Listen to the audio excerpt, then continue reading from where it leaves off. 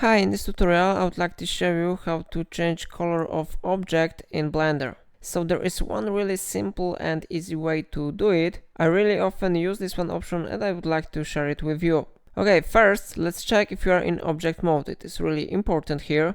After that we need to select an object and go to the right down corner, and here you have something like material properties. We need to open this one option, and now you will see here a lot of really useful settings. One of them is surface. We need to select this one option, and then here you have base color settings. We need to click on this option, and now you can select the color that you want to use. So for example, I select here green, and of course you can change the hue, saturation value or alpha if you need it, and change mode to RGB. Everything depends on your preferences. I'm going to choose these values default.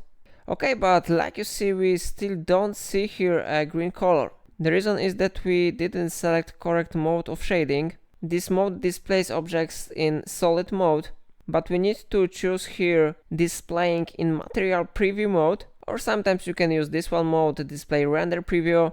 And when you will select this one mode, you will see that your color of object has been successfully changed. And that's everything in this video. If I helped you to do it in Blender, remember to like this tutorial and subscribe my channel because it really supports my work. And that's all for today. Thank you for watching.